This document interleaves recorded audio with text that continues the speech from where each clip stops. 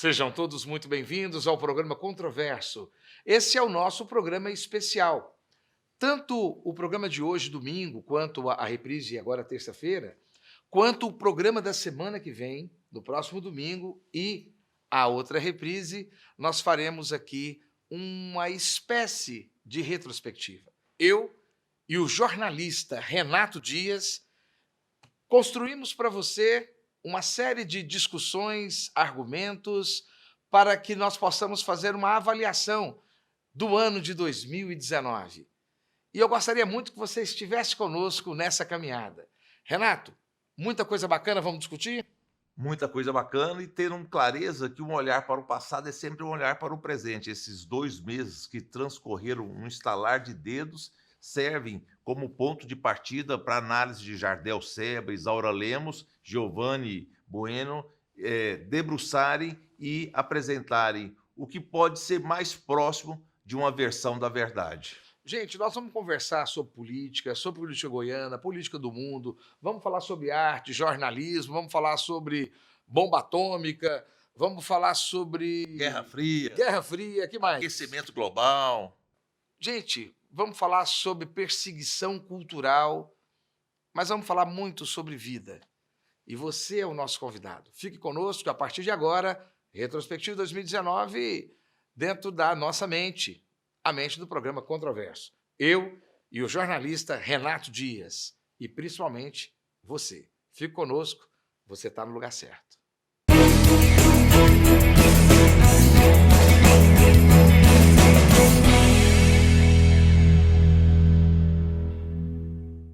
Estamos de volta no programa Controverso e nosso convidado para poder fazer essa avaliação de 2019 é ele.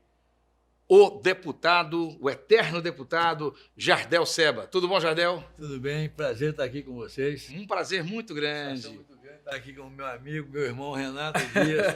Olha, em falar em Renato Dias, né? Já foi conversado aqui com a nossa plateia. Renato, explica para nós quem é esse homem gigantesco que está com a gente hoje. Jardel Seba, médico, produtor rural, eleito em 1998 deputado estadual, 4 mandatos no Palácio Alfredo Nasser, foi presidente da Assembleia Legislativa, governador do estado interino, foi secretário de Estado. Agora, ele revolucionou a sua cidade como prefeito de Catalão. Tentou disputar a presidência do PSDB, abriu mão em nome do consenso. Hoje é um dos principais conselheiros do Alto Tucanato, em Goiás e no Brasil. Jardel, nós estamos fazendo aqui uma avaliação de 2019. Avalia para mim o governador Ronaldo Caiado. O que você achou do primeiro ano dele, que veio do Legislativo, ele que foi líder ruralista, famoso no Brasil todo, candidato à presidência, veio no Arrocha, Goiás. E aí, arrochamos no estado de Goiás ou não? Para falar a verdade, né? Olha, é com você é o nosso convidado, o programa é seu. Eu diria uma frase minha, do meu ponto de vista, que o Ronaldo Caiado, para ser ruim, ele precisa melhorar demais. O que isso quer dizer? O que o senhor quer dizer? Está sendo injusto, não? Não. O que ele fez? Não sei. Eu estou te falando, ele não fez nada. Ele não fez nada, ele passou o ano inteiro... Não está saneando as contas, não? Não, rapaz, o Ronaldo Caiado só sabe falar mal do Marconi. Eu acho que ele tem alguma coisa, não sei se é sexual ou algum problema afetivo com o Marconi, que ele só sabe falar mal do Marconi, xingar o Marconi e perseguir o pessoal do Marconi. O Caiado, outro dia, soltou foguete e fez comemoração porque ele cascalhou 20 quilômetros de estrada. Olha o que o Marconi fez nas nossas rodovias. 12 meses de gestão. Que balanço o senhor faz? Zero. Mitsubishi de Catalão tinha 4.200 funcionários, hoje está com 1.900, por causa dos incentivos fiscais. Demissão paulatina, todo mês manda 50, 70, isso... O total chegou a quanto? 2.300 demissões. E esses trabalhadores hoje? Estão lá Sua visão sobre a parte da saúde. Calma. Isso aí eu estou te dizendo ainda, porque a Mitsubishi está lançando 2 modelos novos. Com esses 2 lançamentos, a Mitsubishi ainda tem 1.900 funcionários. Chegou a ter 4.200, 4.300. Então, o corte nos incentivos fiscais foi um tiro no pé? Tiro no peito. Estou sabendo que, aí é uma informação oficiosa, não é nada oficial, que a Caoa também está querendo ir embora, está querendo desistir, porque ninguém vem para Goiás, porque Goiás Somente é essas bom, duas, é bonito. Não, presidente Jardel Seba? eu estou sabendo dessas duas, porque eu desfruto da intimidade do diretor de uma delas. Sim. A outra foi informação que me foi dada. Mas e no geral, assim, houve um processo de desindustrialização de Goiás? Ué, tá vendo? Porque Transferência de plantas industriais para outros estados, o DF, por exemplo? Renato, eu não posso te dar essa informação com precisão. Eu vivo num mundo em que eu acredito que seja um espelho do que está acontecendo no Estado. E esse mundo que eu vivo está... Jardel, As indústrias estão desativando. mas Jardel, deixa eu te perguntar.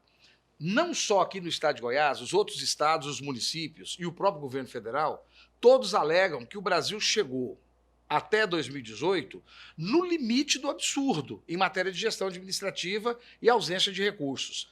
Essas ausências de recursos não motivam essas decisões difíceis a serem tomadas? Olha, eu acho o seguinte... O caixa estava vazio.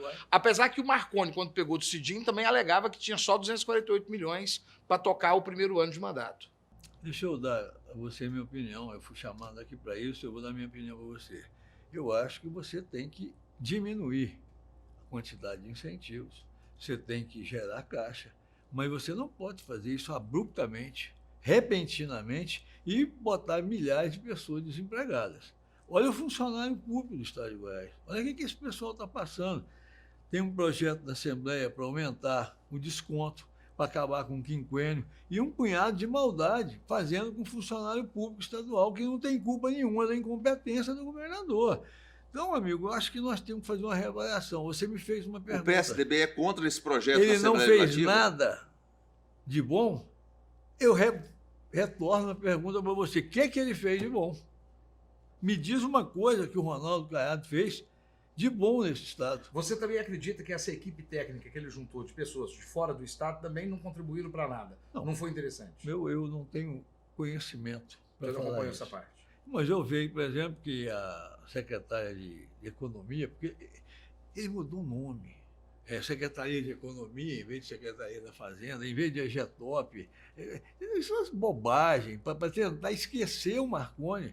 Ninguém esquece o Marconi em Goiás. Foram 20 anos de progressos, foram 20 anos de crescimento, foram 20 anos que tirou Goiás das páginas policiais e colocou Goiás nas páginas do desenvolvimento, decuplitou o PIB, fez geração de emprego, trouxe indústrias, duplicou as rodovias, asfaltou tudo quanto é lugar, fez a UEG, que é uma das melhores universidades do Brasil, que o Caiado está acabando, fez a Bolsa Universitária, fez a renda cidadã, que ele está tirando os 2% e colocando no fundo da saúde. Claro que ele quer acabar, ele vai diminuir a UEG, ele quer descaracterizar as coisas boas que o Então, o Cláudio Meirelles, nesse sentido, tem razão tentar bloquear a PEC da educação. Ampla, total e restrita. Eu tenho lá minhas diferenças com o Cláudio Meirelles, mas nesse sentido ele tem ampla, total e restrita razão. Enel e Saneago, tem solução? Olha, a Saneago eu acredito que sim. É questão de gestão. Agora, a Enel, eu vou ser sincero para você, a única coisa de tudo que o Caiado fez até hoje, que eu concordo com ele, é que a Enel é uma porcaria. Isso eu concordo com ele, porque eu sou do interior. E qual seria a saída? Eu vivo no interior e sei de tanto das reclamações dos produtores de leite, do pessoal da zona rural, do pessoal da cidade, que esse pessoal está tendo de prejuízo por incompetência da Enel. Agora parece que, como eles viram que está tendo um aperto, mas parece que juridicamente não tem jeito de tomar de volta. Eu não conheço a legalidade, problema jurídico. A reestatização. Eu não sei se isso é possível. Deixa eu te Os juristas que eu consultei falaram que não pode buscá-la de volta, porque ela comprou. Não sei, mas que a Enel é uma porcaria. Isso aí é a única coisa que eu concordo com o Caiado até hoje. O Caiado trouxe para a Assembleia Legislativa de Goiás a discussão desse problema, como também trouxe a questão da Saneago. Mas ele também trouxe a discussão da Previdência. Renato, você está acompanhando? Estou acompanhando. Como é que está essa situação? Ao modelo do governo federal, a ideia é taxar os servidores, aumentar a alíquota e, segundo o Palácio das Esmeraldas, dar uma sobrevida para o Instituto de Previdência. Caiado, qual a sua análise? Erradíssimo. Erradíssimo. Mas e o Estado aguenta pagar? Eu acho que tem outras formas de você aumentar sem penalizar o servidor, sem penalizar o funcionário público. O funcionário público é o mais penalizado, o funcionário público já não recebeu. O mês de dezembro foi recebendo aos poucos. Quem tinha compromisso com os gastos de Natal, o presente, as festas natalinas, as festas de final de ano, ficava todo mundo sem receber. Ele deu calote em todo mundo. Agora, que ele normalizou a partir de agosto, ele foi normalizar em agosto, ele vai aumentar a alíquota do servidor público. Tem servidor público que vai falando em retirar 30% de desconto. Pelo amor de Deus, isso é um absurdo. Estamos conversando isso entre executivo e vou agora resvalar para a Assembleia Legislativa. Renato, como é que você acha que a Assembleia Legislativa tem se comportado para que a gente possa jogar a bola para o Jardel? Jardel Seba, que análise que o senhor faz da primeira derrota que Ronaldo Caiado teve na composição da mesa diretora e hoje na consolidação da sua base? Essa emenda que sofreu o recurso jurídico de Cláudio Meirelles é um sintoma de que há um mal-estar na base. Isso tem fundamento? Tem. Eu vou explicar para você. Eu tenho uma amiga que está aqui do lado, vai entrar daqui a pouco, a Isaura Lemos, que nós fomos companheiros da Assembleia, embora em bancadas diferentes, mas sempre nos respeitamos muito e sempre tivemos muito carinho e apreço um pelo outro. O problema é o seguinte, Renato. A coisa na Assembleia, o Caiado chegou, como sempre, com arrogância, com prepotência. O candidato dele era o Álvaro Guimarães. Estava sacramentado que o Álvaro ia ganhar. Eu tenho um filho que é deputado. Bom, pai, o Álvaro está fazendo um trabalho bom. Então, um dia o Ronaldo Caiado foi na Assembleia e começou a agredir e debater pessoalmente com cada deputado estadual. Discutindo, ameaçando, inclusive, ir para agressão física. Acabou com a candidatura do Álvaro. No outro dia, eles reuniram, ungiram o Lissauer e fizeram uma coisa de uma inteligência fantástica. Anteciparam a eleição do Lissauer. Agora, 2 anos antes, entendeu? O mandato é de 2 anos. Anteciparam 1 ano e meio antes, para que, caso ele interferisse, o Lissauer tinha 1 ano como presidente, poderia... Nunca um governador foi travado dessa maneira, né? Nunca antes na história desse Marconi, estado. então, nem pensar. Marconi ganhou. O Íris, nem pensar. Nem Valadão. Nem o Cidinho foi travado dessa maneira, né? Não, até porque quem foi presidente da época do Cidinho fui eu. Eu nunca travei o Cidinho, nem travaria.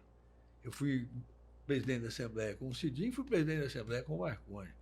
Eles não se metiam nos problemas da Assembleia, como o Caiado se meteu, de bater boca com o deputado. Isso vale também para o Ministério Público, que ele escolheu o terceiro da lista?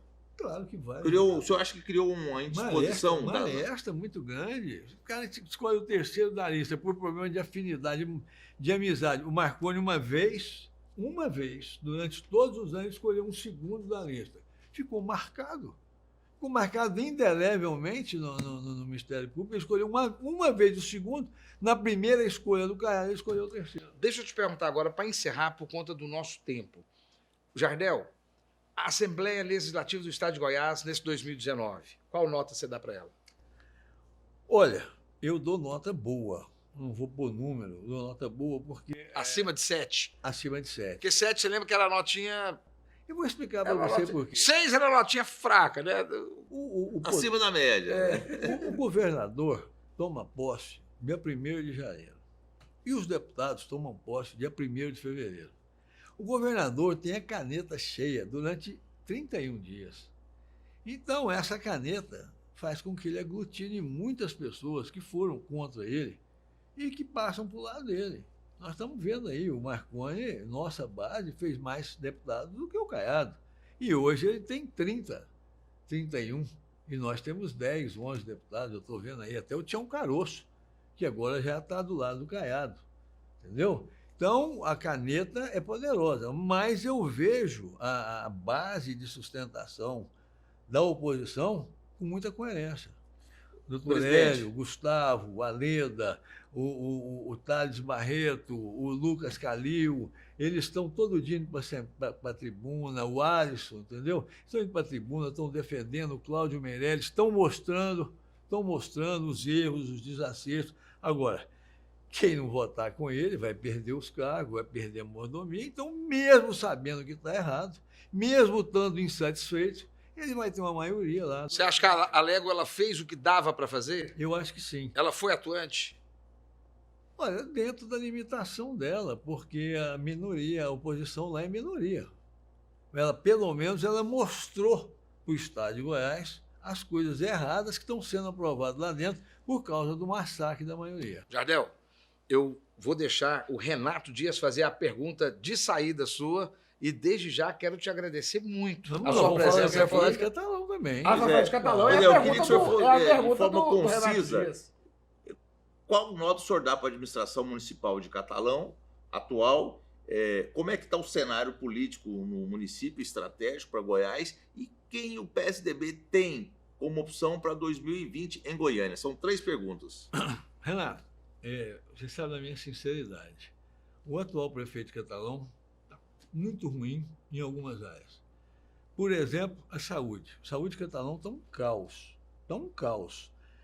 Eu fiz uma UPA, ele falou que ia fazer outra e está desestruturando a que eu fiz. Acabou com o pronto-socorro da Santa Casa. Falou que se ele não repassasse o dinheiro da Santa Casa, é porque alguém acreditava em mula sem cabeça, saci pererê, acabou com a Santa Casa. Falou que ia fazer uma UTI neonatal, que ia ser melhor do Brasil, não fez. Marcou até a data da inauguração no aniversário da cidade, não fez.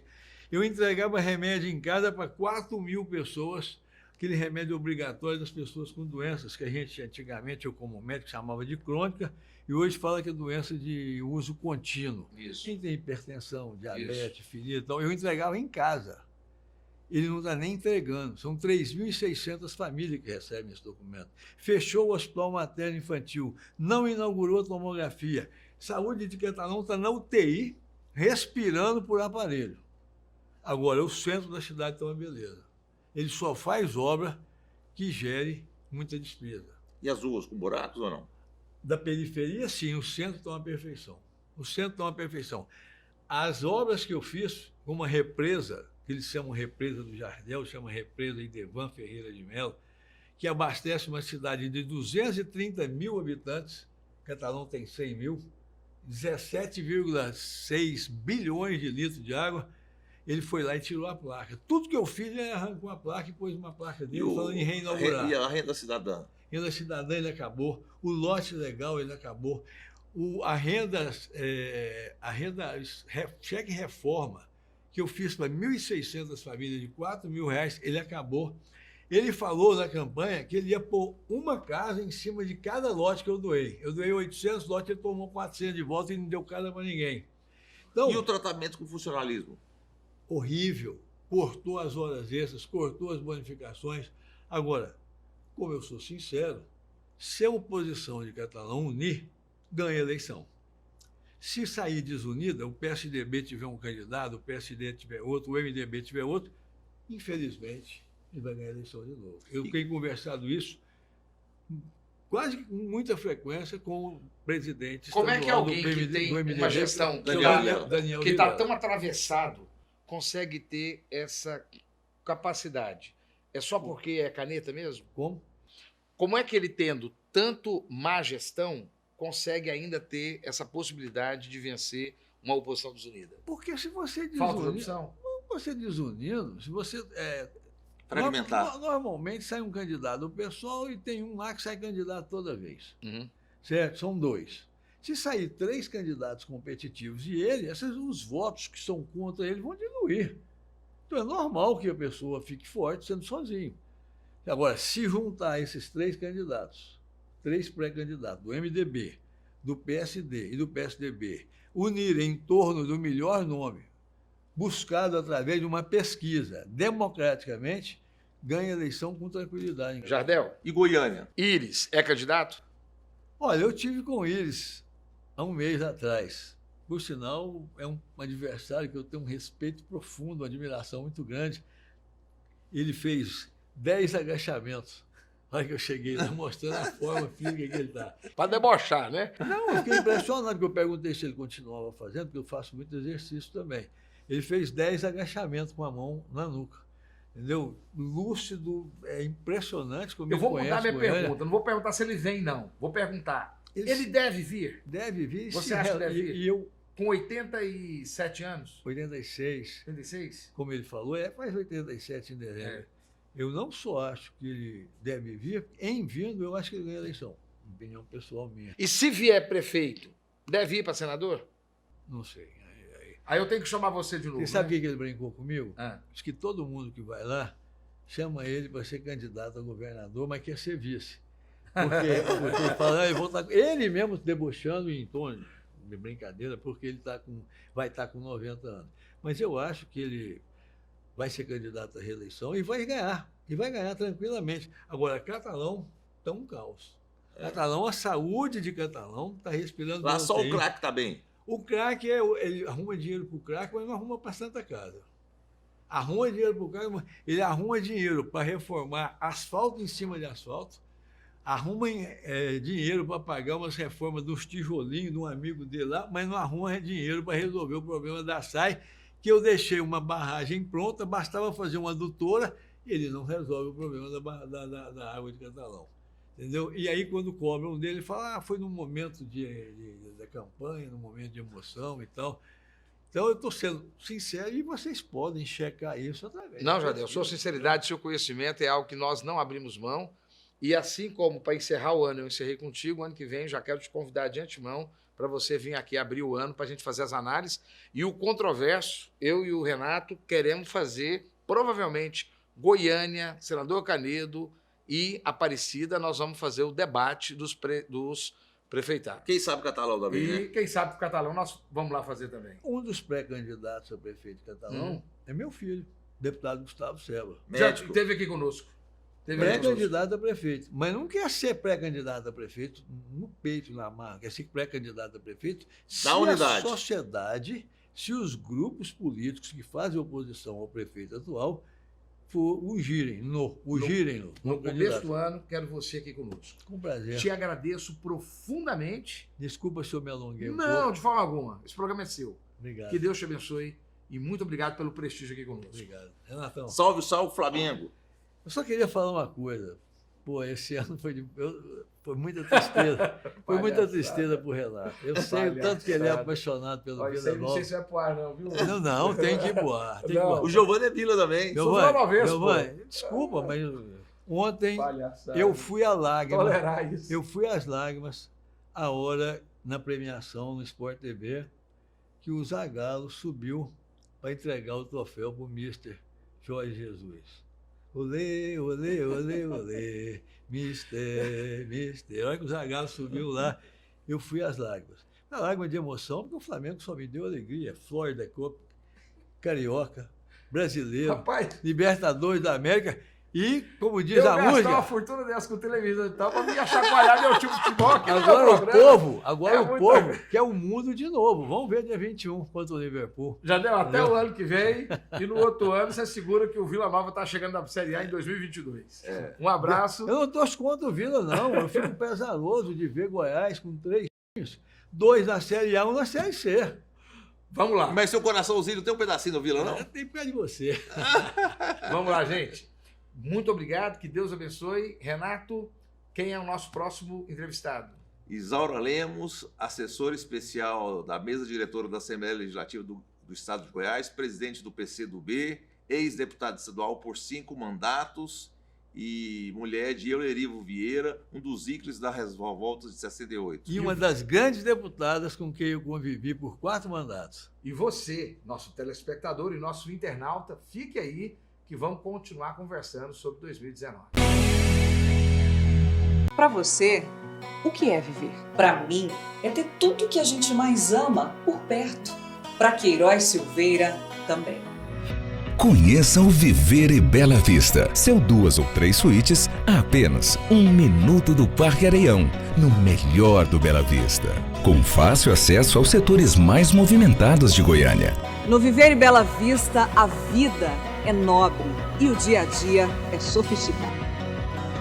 O Viver e Bela Vista é inspirado na história de sucesso da Queiroz Silveira. A construtora que começou a sua trajetória no Bela Vista, conquistou os setores mais nobres de Goiânia, agora retorna para onde tudo teve início, trazendo um novo olhar.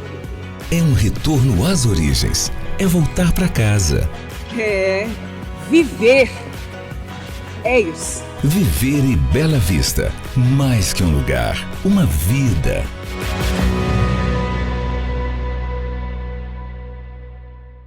Em Goiânia, desde 2010, a Capital Mídias é hoje uma das maiores empresas de mídia exterior de Goiás e, por ser a mais completa do segmento, é a única que oferece 4 mídias: painel de LED, painéis iluminados, outdoor e painel rodoviário. Por 4 anos seguidos, a Capital Mídias ganhou o prêmio Os Mais Influentes da Comunicação de Goiás e se tornou referência quando o assunto é mídia exterior.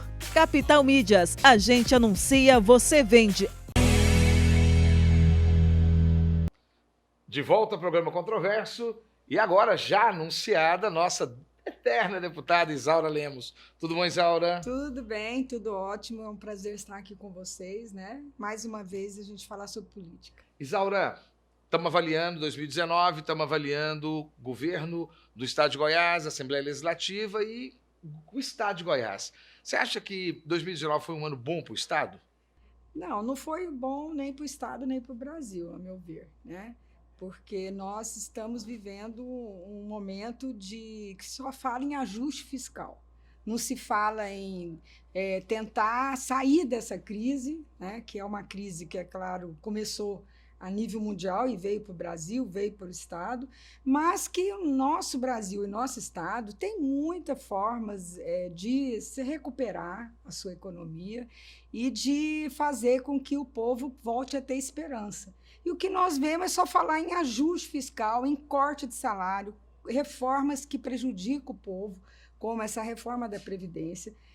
Deveria ser feita uma reforma da Previdência, com certeza, uma reforma tributária, com certeza, mas não jogar sempre nas costas dos mais fracos, dos mais humildes, o que nós podemos fazer de reforma e sim procurar diminuir as desigualdades sociais. O que nós vemos é o desemprego, a desigualdade, a fome e hoje, só no estado de Goiás, 400 mil trabalhadores desempregados. Isaura, mas nesse momento não foi necessário, porque é um momento de profunda perturbação na economia brasileira, né? E isso não é exatamente porque os atuais governantes chegaram.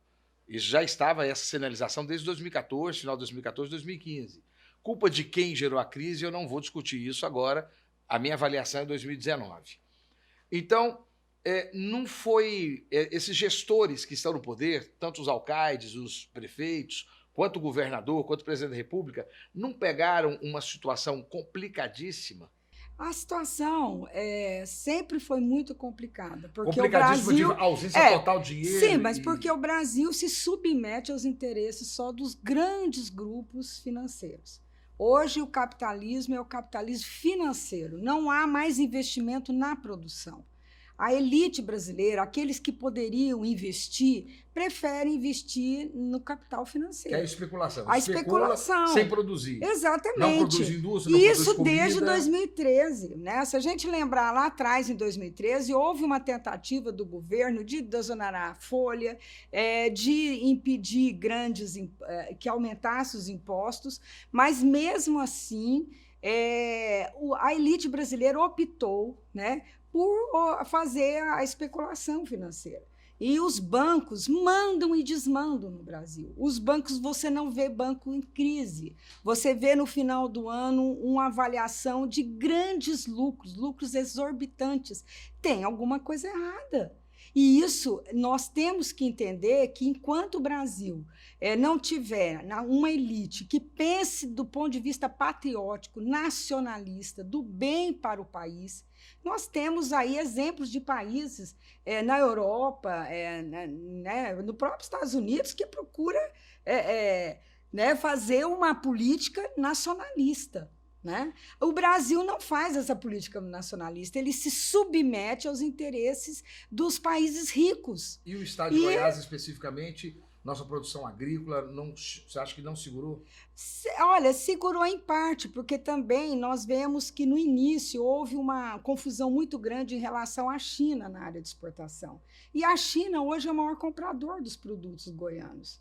Né? Então, nós temos que perceber que naquele início de governo, quando se começou a falar mal o presidente da República, sem entender de economia de nada, de política externa, começar a falar mal do maior comprador de produtos brasileiros, já se vê que não jogou a favor do Brasil. Agora, recentemente, né, nós sabemos que está começando a entender que é preciso tratar bem a China, né, que é preciso perceber a importância que tem a China para as nossas exportações. Isaura, eu quero passar. Tem toda uma série de perguntas que o Renato quer fazer também, então eu já vou fazer as minhas e logo passo a bola para o Renato também. Isaura, Assembleia Legislativa. Qual foi a sua impressão, você que esteve ali dentro, conhece profundamente os meandros, o que você achou da atuação da Assembleia Legislativa em 2019? Faltou protagonismo? Ela conseguiu marcar presença no jogo político? Eu penso que sim, sabe? Porque logo no início a Assembleia demonstrou que tinha uma grande vontade política ali de ter uma certa independência, que foi sempre o desejo de todos os deputados. A Assembleia é um poder, né? E como poder legislativo, tem que viver em harmonia com o poder judiciário, o poder executivo, mas ela tem que ter sua posição, né? E em relação, por exemplo, à reforma que o Caiado fez, o governador Caiado, sobre a questão fiscal, a questão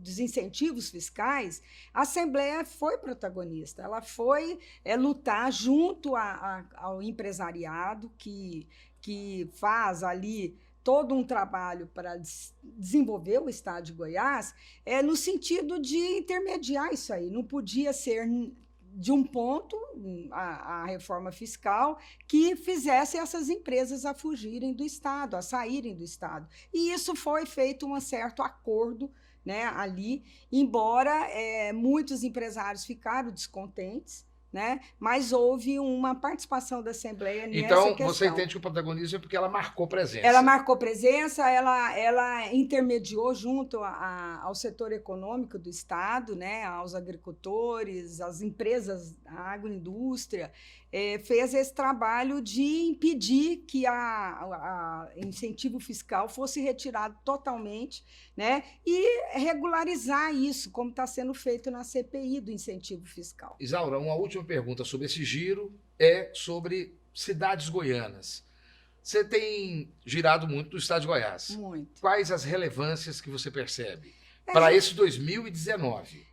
Procurar, a partir do ano que vem, tem que ter a reforma tributária? Tem que ir mais recursos para os prefeitos. Os prefeitos estão... Tem que extinguir município? De forma alguma. Essa é a política absurda, né, dessa reforma de extinguir municípios. Primeiro, que o município não vai poder... O município que já está hoje, ele tem que realmente ter um subsídio. Do jeito que está, Mas todo não município pode precisa de ficar. Câmara de Vereador, Isaura? Precisa. Remunerada? O vereador, ele é um representante do povo. Mas remunerada? Para tomar decisãozinha pequena? Mas sabe o que é? Os vereadores são todos também muito humildes. Todos viu? uma grande parte dos vereadores são pessoas humildes que também precisam de um apoio para poder fazer seu trabalho.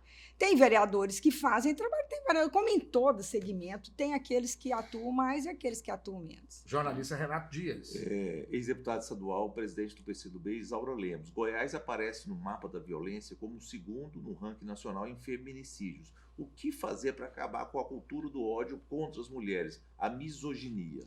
Olha, é uma questão cultural, nós trabalhamos muito isso, né? Nós procuramos fazer uma conscientização muito grande, mas existe uma cultura mesmo. Eu recebo casos absurdos. Isaura, 2019 foi um ano hostil para a mulher? Hostil para a mulher, mas isso vem da política né, do presidente Bolsonaro, é minha opinião, de estabelecer uma relação de ódio, né, de machista em relação à mulher, e que replicam no estado de Goiás com muita força, porque aqui também nós temos uma cultura muito machista, né? E nós temos que reagir a isso aí. Eu acho que essa campanha, inclusive, parabenizar a senadora Lúcia Vânia, né, por essa campanha importante que ela está fazendo, protagonizando, lançou na Assembleia, e você vê já nos órgãos de comunicação falar sobre a importância de unir homens e mulheres, não é só as mulheres, homens e mulheres contra a violência, que é terrível. Eu estou tratando de um caso em que a mulher foi apedrejada aqui no estado de Goiás. né? Ela foi desfigurada, o rosto dela vai fazer várias cirurgias para poder voltar à beleza que ela tinha antes, né? Ela foi praticamente desfigurada. Então, esses casos, às vezes a grande mídia nem noticia, mas a gente é procurado, porque nós temos já uma história de luta nessa Isaura área. Lemos, o caso das 9 mortes em São Paulo, a violência policial atinge Goiás também. O que fazer? Justamente procurar fazer com que a justiça seja para todos, né? Nós vemos que não é só em São Paulo. Infelizmente, a ação na periferia contra negros e jovens é terrível e os números são alarmantes. Né, de 65 mil homicídios que houve no ano passado, 70% é de jovens, 50% de jovens e 70% de jovens negros. Então, quer dizer, há uma perseguição ao jovem pobre da periferia, esse que causa, sim, um temor maior. Só que as festas dos jovens ricos não têm a mesma... E parece que Bala Perdida é misógina também, porque só pega mulher, já notou? Isso, mulheres, e sabe por quê? Crianças, jovens... Não, mas né? mulher... Porque geralmente é nos lares, nas casas, né? Exatamente. Onde a mulher está trabalhando, cuidando da família, etc., e assim por diante.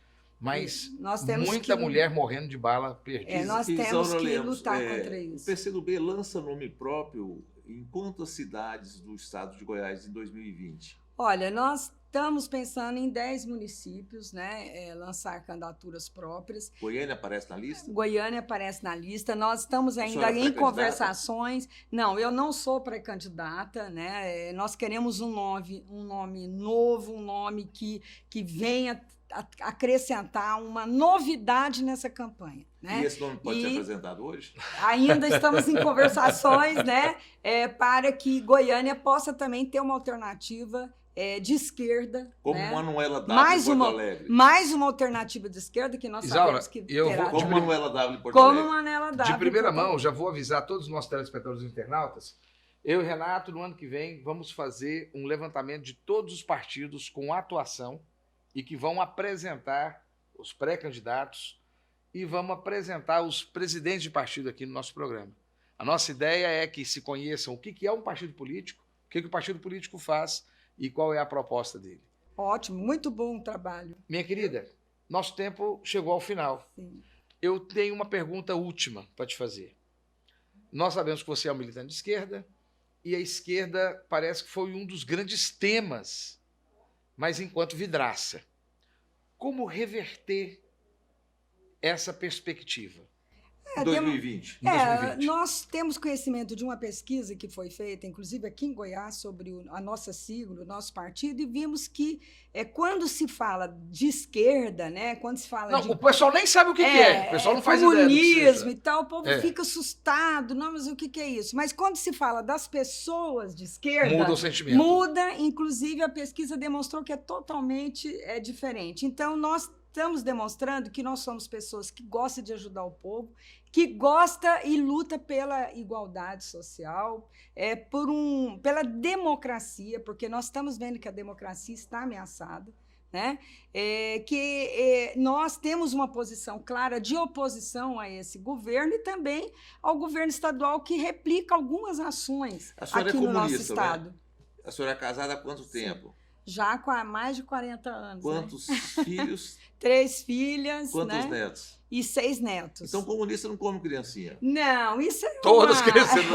Isso é um ataque aos comunistas. É um medo que não tem fundamento e que nós, aos poucos, estamos demonstrando para a população que nós queremos o bem comum, nós queremos só o melhor para todos. Isaura, quero te agradecer profundamente sua presença aqui no programa Controverso, aqui junto comigo, aqui com o jornalista Renato Dias. Muito bem, eu que agradeço, né? Desejo a todos um final de ano maravilhoso, né? Que a gente se prepare e se energize para o próximo ano a gente continuar a luta, né? Pela democracia, pelas liberdades e por um Brasil mais justo. Seja muito bem-vinda e nós damos sequência ao nosso programa Controverso. Fique conosco, você está no lugar certo.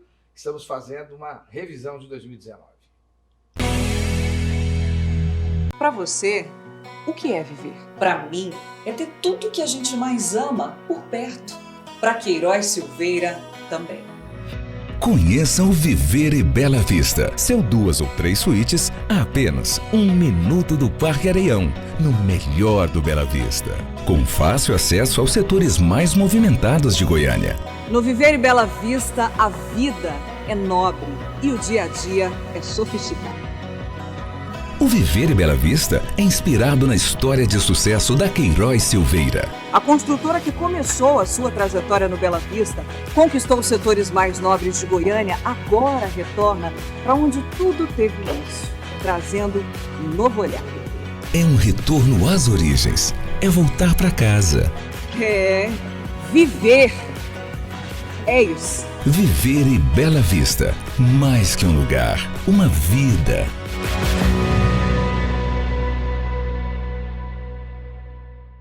Em Goiânia, desde 2010, a Capital Mídias é hoje uma das maiores empresas de mídia exterior de Goiás. E por ser a mais completa do segmento, é a única que oferece 4 mídias: painel de LED, painéis iluminados, outdoor e painel rodoviário. Por 4 anos seguidos, a Capital Mídias ganhou o prêmio Os Mais Influentes da Comunicação de Goiás e se tornou referência quando o assunto é mídia exterior. Capital Mídias, a gente anuncia, você vende. De volta ao programa Controverso, fazendo a nossa avaliação de perspectiva de 2019. Vamos pensar um pouco na América Latina. E para conversar sobre esse assunto, nós convidamos o doutor em ciência política, professor da UFG, Carlos Hugo Santander. Carlos Hugo, Que tal? seja muito bem-vindo. Muito obrigado pelo convite. Renato Dias, quem é o nosso convidado? Carlos Hugo Santander é sociólogo, cientista político, nascido no Peru, graduado em Lima, com mestrado no México, doutorado no Brasil e estágio pós-doutoral na Itália. É professor da Faculdade de Ciências Sociais da Universidade Federal de Goiás, especialista em América Latina. Carlos, a América Latina deu uma guinada à direita. E quando ela deu essa guinada à direita, parece que está um pouco conturbado, porque parte da população tem uma visão de como que deve ser conduzidos os processos políticos e econômicos, principalmente os econômicos, talvez mais do que o político, e a outra parte pensa em uma forma totalmente diferenciada. Mas me parece que está acontecendo uma efervescência como nunca antes aconteceu. O que você nos fala? Qual é esse cenário que você apresenta sobre 2019 na América Latina? Tá, E então, como isso afeta o Brasil? Ok, uma guinada efêmera, não, é muito breve, que está tendo uma passagem muito breve. Por conta de quê? Porque os movimentos sociais cada vez mais vêm tomando o espaço público para poder se manifestar diante de uma série de processos que vão contra seus próprios interesses. Estamos falando, por exemplo, no crescimento econômico, contra a desigualdade, contra a pobreza, uma melhor distribuição da renda. Então, uma guinada na qual, digo, o sea, efêmera, porque antes se poderia pensar, antes de todas essas manifestações que aconteceram no Chile, se poderia pensar de que o modelo de desenvolvimento, tanto econômico como político e cultural, ele poderia ter sido um modelo no qual poderia se estender de forma ou no sentido de apaciguar, não? De atenuar conflitos. Mas agora a população vem reagindo. Então, e vem conseguindo uma série de resultados interessantes. No Chile irá ter, não, uma constituinte. Mas além das questões de caráter econômico, claro, são questões associadas à desigualdade, sim. Mas as desigualdades, né, não são só simplesmente econômicas. São de gênero, são desigualdades a respeito do acesso ao serviço público, seja saúde, educação. Não é desigualdade étnica que se dá, inclusive, no interior de cada país. É desigualdade que se dá no âmbito intergeracional. Não? Por exemplo, as pessoas que recebem uma pensão, não? Um fundo previsional mermado ou diminuído, não? Por conta de umas falsas expectativas de que o modelo lhe iria dar uma gratificação que lhe permitisse viver com dignidade. Não? Esse é o caso do modelo chileno. Não? Então, vamos só tentar que são muitas informações, né? Então você acredita que ela é efêmera, porque, na verdade, algumas discussões elas afetam contra o próprio povo que está aí na rua. Ou seja, esse povo, muitas vezes, então, você acha que ele não consegue avaliar que algum apoio que ele está dando pode se voltar contra ele? Claro, o sea, digo efêmera por conta de quê? Porque a gente viu de que o mapa latino-americano faz aproximadamente um ano atrás, ou 2 anos atrás, era um mapa com políticas progressistas, né? Sim, estamos falando, no Equador, 2 anos para trás estamos falando, no Evo Morales, estamos falando Bachelet, entre outros países, né? Certo. Agora, mas o que acontece? Houve uma tentativa de voltar, não, ao modelo econômico neoliberal. Que é a ideia do bem-estar social, do welfare state, Então, né? O bem-estar social, Claro. que a atual conjuntura de direita acha que é socialista. Agora a ideia Não denomina como progressista, eles denominam que é socialismo. Claro, a ideia é tentar retomar esse modelo neoliberal, não, de uma forma muito mais contundente, claro, de país para país, obviamente, né? No caso do Chile, você tem o Piñera, mas quando veio, por exemplo, a medida de subir por 30 pesos a passagem do metrô, né? Aí você tem uma revolta. Claro, tem uma revolta, mas a revolta não é pelos 30 pesos, sino é o acúmulo de 48 anos de um modelo econômico perverso, no, que se instala com Pinochet, e que não houve capacidade e arranjos institucionais como para poder traduzir de forma muito mais eficiente as demandas da população. Então a população estalha. Que é a falta de acesso ao serviço público. Claro, então, houve sim com governos como, por exemplo, no de Bachelet, uma série de medidas muito importantes em termos de permitir uma maior ampliação da democracia, garantizar maiores direitos, no âmbito da educação, mas com Piñera veio praticamente a voltar novamente a ser muito mais enfático na questão do modelo, não se importar com as demandas da população, e a população sabe. No caso do Equador, só para terminar, Equador, com Lenin Correa, independentemente dos interesses da população, sobe o preço dos combustíveis. Então a população se revolta, independentemente das questões do gasto fiscal. Então a população começa a reivindicar, não, um momento, ninguém me consultou. Não, as questões macroeconômicas não passam mais, simplesmente dentro de um gabinete de 4 ou 5 economistas. Elas têm que passar também, não, associadas, né, ao sentimento, não, e à sensibilidade da população, porque ela, não, afetada, não, diante de todas essas equações que os economistas muitas vezes fazem. E, bom, no caso da Bolívia, há uma situação de esgotamento, não? A população se cansou, não? Com Evo Morales. Agora, esse esgotamento não é, muitas vezes, necessariamente só questões de desigualdade econômica. Tem a ver com questões, não, políticas também, né? Tem a ver com questões étnicas, como estava falando.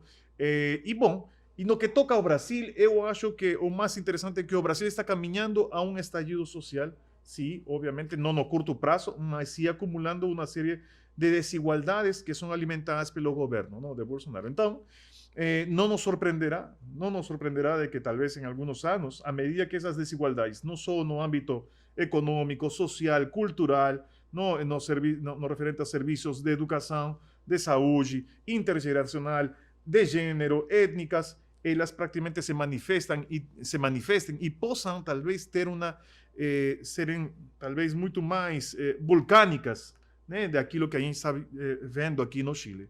Não? Então, mas bom, o governo está incentivando isso, então ninguém poderia pensar que eu vou passar, nós estamos realmente o tempo é muito curto, mas eu preciso te perguntar e eu queria que você tentasse ser bem sintético. Sim. Então você diz que o conjunto dos problemas que aconteceram nos vários países são questões interraciais, também falta de acesso a serviço público. Multicausalidade. Multicausalidade, né? Falta de acesso a serviço público, decisões administrativas que vão contra o interesse daquela comunidade. Mas deixa eu te perguntar. Nós temos uma percepção de que a população quis mesmo assim voltar num grupo à direita e uma tentativa de mudar. Foi por conta de descrédito em razão das várias denúncias de corrupção quando os governos de esquerda estavam tomando conta? Então, eu acho que o Brasil tem que entrar, sabe, dentro de um arranjo muito maior. Não que estou é só falando do eleitoral. Brasil, estou falando da América Latina Então, como um todo. por isso, Porque é um incluindo o Brasil. vento que veio na América Claro, Latina. incluindo o Brasil. Tanto o Brasil como a América Latina precisa de entrar em um arranjo institucional muito mais além da simples substituição de governos. Sabe, arranjos institucionais que resolvam questões vinculadas à justiça, que envolvam questões vinculadas à corrupção. Não tem que pensar na incorporação de mecanismos de maior participação política, porque o sistema de representação político ele está enrijecido e não dá conta de traduzir as demandas da população. Então, elas se cansam e elas saem, não? E com um dia de fúria podem arrebentar com tudo, né? Por mais que sejam lindas obras construídas, não? Para mostrar e embelezar, não? As cidades. Então, América Latina, assim como o Brasil, implica pensar soluções, não só em termos de diagnóstico, sino soluções que devam levar a população a reduzir essa situação de desigualdade. Mas porque diagnósticos há muitos, mas a questão é pensar estratégias que consigam realmente diminuir essas desigualdades em todos os âmbitos, não? Em todos os âmbitos. Então, é um desafio para todas as democracias. Como digo, o sistema de representação político ele está enrijecido. E se não há mudanças, não importa qual governo seja de esquerda ou seja de direita, ele vai sofrer as consequências, não, de um tsunami social na qual a população está reivindicando. Esse é o temor que eu tenho. Vai chegar um momento que o pessoal vai cansar de ideologia. No caso do Brasil, a gente já viu em 2013. Não houve quem canalize isso, exceto a extrema-direita. Mas, bom, agora temos a pior solução, não, para resolver realmente os problemas do Brasil. Mas tudo bem. Os brasileiros democraticamente elegeram isso. Mas agora temos que esperar que os resultados... Todo mundo sabe quais são os resultados. Só olhando o Chile, não só olhando o Equador, né, a gente percebe de que... Só olhando o meu país, não, o Peru, a gente percebe de que os resultados são extremadamente negativos. Mas, bom, sabe, as pessoas querem insistir, então pronto, sabe, vão ter que pagar, não, sabe, para ver, não, e bater a cabeça contra a parede. Mas, bom, sabe, isso é a democracia. Os eleitores brasileiros optaram por bater a cabeça contra a parede, então vão ter que esperar. E está cada vez mais, não, observando-se, não, uma série de indicadores, não, trabalho informal, não, desemprego, né, no Brasil. Né? Renato?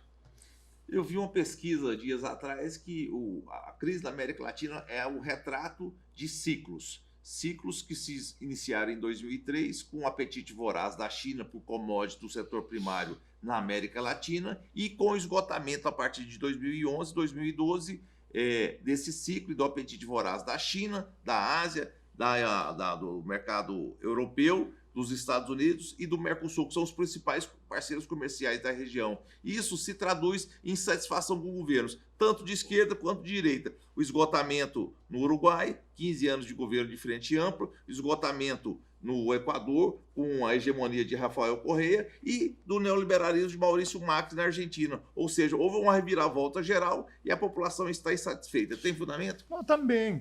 É mais uma causa, não, associada a esta multiplicidade de variáveis, sabe? Acreditar que só uma causa é aquela que determina todo este fenômeno ou vai explicar, não? É um pouco errado, não? Tem muita gente, não? Desde mapuches, por exemplo, no caso do Chile, não? Os mapuches saindo, né? Que praticamente os mapuches eles se encontram em uma situação de marginalidade, que eles não estão no circuito, não, econômico, não, formal. Então, mas eles saem porque eles encontram uma oportunidade para reivindicar suas questões étnicas, não, e encontrar simetrias em quanto às suas demandas em termos de reconhecimento. Então, há uma multiplicidade, mas mesmo assim existem elementos comuns, não, que a gente pode identificar, né? 2019 foi um ano muito difícil para a América Latina, mas eu tenho certeza de que nós teremos ainda uma continuidade dele por todo 2020. Já quero convidá-lo desde já para nós pegarmos essa consultoria em 2020. Imagina, à disposição. Sabe? Os temas da América Latina sempre são sumamente interessantes, porque sempre a gente encontra elementos comuns para poder pensar o Brasil, que é uma das questões mais importantes, não? Obviamente, estando aqui no Brasil. Né? Foi um grande prazer. Igualmente. E muito obrigado por estar aqui conosco no Controverso. Uma aula, professor. Obrigado. Renato Dias, chegamos então agora, final aqui do nosso primeiro programa de avaliação 2019. Muito bom, né? muito bom, de alto nível, com a participação de cabeças pensantes do universo político, cultural e ideológico do estado de Goiás, e eu acho que serve para ilustrar os 12 meses turbulentos de 2019. Programa que vem, melhor ainda, quero você conosco. Fique com a gente, Controverso 2019 retrospectiva. Você está no lugar certo.